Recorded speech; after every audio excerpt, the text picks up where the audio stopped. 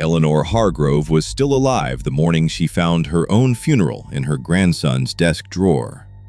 Itemized. Budgeted at $9,400, dated 8 months out. Oak casket, mid-range, nothing too showy for the woman paying for it. It's all in a file now, friends. I keep the file. Here's how it got this heavy. Tyler Hargrove planned his inheritance the way other men plan hunting trips, patiently, cheerfully, with a spreadsheet. He kept records too. That was his mistake. By spring, a judge would declare one Hargrove unfit to manage money, just not the one he expected. Eleanor was 78, a widow of 2 years, alone in the white farmhouse outside Maple Falls, Ohio. A heart murmur, an orange cat named Walnut, and a silence that got louder every winter. Here's the line everyone skipped, and you'd have skipped it too. Before retiring, Eleanor spent 31 years as a records clerk at the county probate court, filing other families' disasters one folder at a time. Tyler saw a sweet old lady. The file said professional. Old habits don't retire. The farm was the prize. House, barn, 40 acres of good Ohio land, worth about $1.4 million, plus Walter's savings. Put it in your terms, 30 years of an honest paycheck in one deed. Tyler wanted it in one spring. Her will left it all to her grandson. Someday was the problem. Tyler arrived in October with 2 suitcases and a showroom smile. 34, a collapsed startup, $310,000 of debt nobody in the family knew about. I'm here to take care of you, Grandma. In a way, he meant it. At first, it was wonderful. He cooked, drove her to church, fixed the porch step. Then one Tuesday, Eleanor turned over her wedding china teacup and found a small green sticker underneath. An inventory dot. Estate sale standard. Remember the green sticker, friends. Don't ask why yet. There was a ritual. Every Sunday after dinner, Tyler wound Walter's grandfather clock, slow and almost tender. Tuesdays at 10, the gym, 2 hours exactly. And every night at 11, through the wall, the scratch of a pen. 20 minutes, never more. Something kept up to date. He measured her bedroom with a laser while she napped. Thinking about new furniture, Grandma? Over his shoulder, she glimpsed his phone gallery, her paintings, Walter's coin collection, the barn, and one folder labeled Sunset. One night, she stopped at the kitchen door.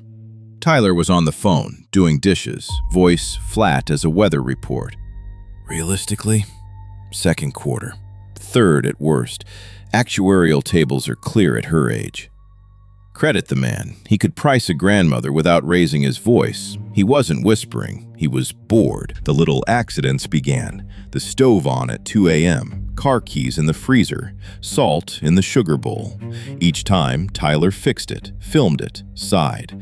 Grandma, that's the 3rd time. I'm worried. You'd have believed the footage too. So would a judge. That was the point. Quietly, her world shrank. Doctor appointments canceled by the patient. The medical alert pendant? Battery's dead. I ordered one. A new, simpler phone that lost every number she had. The whole town heard about the stove before she did. That's how she opened his desk drawer, hunting for stamps, and found her own funeral. Casket, flowers, $9,400. A date penciled in next August. Behind it, a memory care brochure. Move-in date circled in red, much sooner. Eleanor didn't scream. She didn't call anyone. She'd filed cases like this for 31 years. She knew the next page. She sat in Walter's chair until the clock struck 9, then took down a spiral notebook and opened her own case. Entry 1, dated. A clerk's hands never really retire. Tyler bought lunch for an attorney named Brett Kohler, the kind who keeps questions to himself. New will, power of attorney, and if Grandma got difficult, an emergency guardianship petition. Standard stuff, Kohler shrugged. Families do it every day. One Sunday, she came home early from choir to a stranger photographing her barn while Tyler paced off the yard. The appraisal? $1.4 million. The authorization form carried her signature, dated a Sunday she'd spent at church with 40 witnesses. In January, the furnace broke. The repairman never came. The stair runner worked loose. Nothing you could call a crime, just little accidents waiting politely, each one filed under nobody's fault. "These old houses," Tyler said cheerfully, "are hard on old hearts." Some nights, she woke at 2 a.m. to her bedroom door open, Tyler standing in it. Not moving, not speaking, watching, the way a man checks on something he's already listed for sale. "Just making sure you're breathing, Grandma." In February, Tyler filed it. Emergency petition for guardianship in re Eleanor Hargrove. Attached, the stove photos, the freezer keys, 3 neighbors' statements, and a telehealth evaluation. The doctor had seen her for 11 minutes on a laptop. A judge who had never met her granted it. Temporary, ex parte, effective immediately. Her accounts froze overnight. Her allowance, set by her grandson, $86 a week. Open season, Tyler figured. March moved fast. A move-in date at Willow Creek Memory Care, an estate sale for her furniture, Walnut rehomed during a pharmacy run. Eleanor sat on her stripped bed beside one packed suitcase, wondering whether a person could be erased politely. The night before the hearing, her choir friend Dolores smuggled her out for one last pie. They drove instead to the church food pantry, where, taped behind the bottom shelf, sat a fireproof box Eleanor had hidden in November and fed a new envelope every Sunday since. What Tyler never asked: what does a probate clerk do for 31 years? She keeps records. Since the green sticker, Eleanor had photographed everything. The sunset ledger, opened every Tuesday he was at the gym, the forged authorization, the penciled funeral date, all dated and filed. He built a case against her. She built the answer. The confusion he filmed? Check her notebook.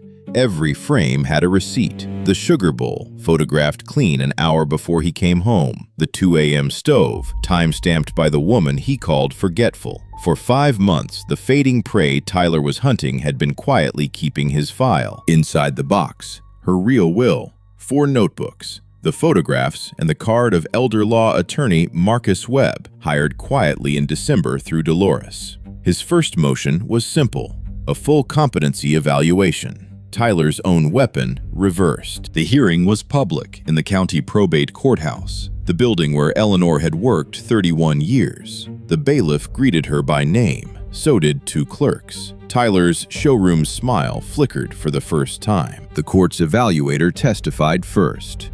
Eleanor had scored above average for a healthy 40-year-old. She recited her medications and the morning's headlines. Then, from memory, she quoted the sunset ledger, entry by entry, with dates. Now Webb stands.